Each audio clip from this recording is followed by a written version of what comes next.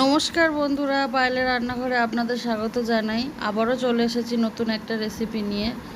বর্ষা তো চলেই এলো, তো এই বর্ষার সময় গরম গরম খিচুড়ি হলে বেশ মন্দ হয় না, তাই না?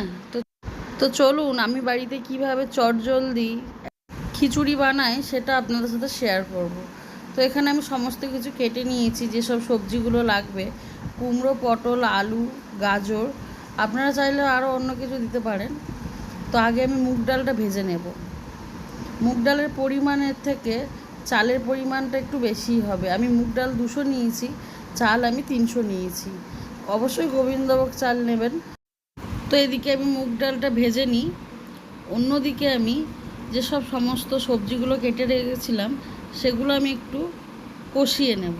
তো চলুন, কড়াইয়ে আমি তেল দিয়ে দিলাম, সাদা তেল দিলাম।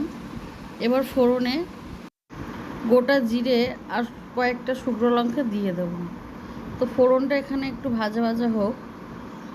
অন্যদিকে আমি এক টুকরো আদা একটু গ্রেট করে রেখেছিলাম, সেটা আমি তেলের ওপর দিয়ে দিলাম। এবার সমস্ত কিছু খুব ভালো করে হালকা হাতে নাড়াচাড়া করে নেব। আর ফোড়নটা আমার এদিকে ভাজা ভাজা হয়ে গিয়েছে। অন্যদিকে আমি যে সমস্ত সবজিগুলো কেটে রেখেছিলাম সমস্ত সবজিগুলো দিয়ে দেব: পটল, আলু, গাজর, কুমড়ো, কাঁচা লঙ্কা। এই সবজিগুলো ফোড়নের সাথে আমি খুব ভালো করে ভেজে নেব। মিডিয়াম ফ্লেমে সবজিগুলো ঢাকা দিয়ে দিয়ে কষিয়ে নিতে হবে। তো এবার আমি পরিমাণ মতো নুন আর হলুদ গুঁড়ো দিয়ে দেব।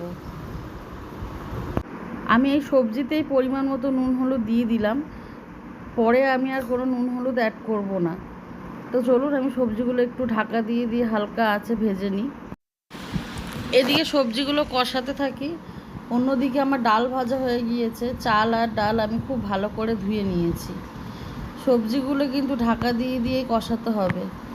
এবার আমি স্বাদ মতো চিনি দিয়ে দিচ্ছি। বাড়ির বাচ্চাদের জন্য এই রেসিপিটা কিন্তু পারফেক্ট। তো চলুন, এদিকে আমার সমস্ত সবজি খুব ভালোভাবে কষানো হয়ে গিয়েছে। অন্যদিকে যে আমি চাল ডাল ধুয়ে নিয়েছিলাম সেটা আমি এবার দিয়ে দেব।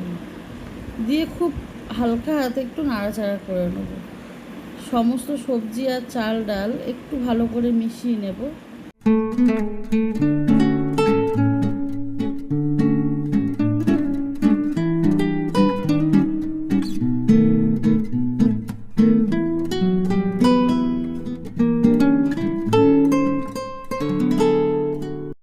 সমস্ত কিছু খুব ভালো করে মিক্স করে নিয়েছি। এবার আমি প্রেসার কুকারে সমস্ত কিছু ঢেলে দেব, দিয়ে পরিমাণ মতো জল দেব। প্রেসার কুকারে আপনাকে জলটা একটু বুঝেই দিতে হবে। আপনি চাল ডাল যতটা দিয়েছেন তার ডবল পরিমাণে জল দিতে হবে। তো দেখুন, আমি এখানে চাল ডালের ডবল পরিমাণ জল দিয়ে দিয়েছি। এবার আমি প্রেসার কুকারে 2টো সিটি মেরে নেব। তো চলুন, আমি 2টো সিটি হওয়ার পর ফিরে আসছি। তো দেখুন, খিচুড়িটা কিন্তু আমার একদম রেডি হয়ে গিয়েছে। লাস্টে আমি একটু ঘি আর গরম মশলা দিয়ে দেবো। অন্যদিকে আমি সমস্ত আদা একটু ভালো করে মিক্স করে দেব, সেটাও আমি তেলের ওপর দিয়ে দিলাম। এই বৃষ্টির ওয়েদারে বাড়িতে কিন্তু এই রেসিপিটা ট্রাই করে দেখতে পারেন, খুব ভালো লাগবে। ফোড়নটা একটু ভাজা সঙ্গে ইলিশ মাছ ভাজা আর বেগুন ভাজা নিতে আমি কেটে। তো রেসিপিটা কেমন লাগলো অবশ্যই কিন্তু কমেন্টে জানাবেন।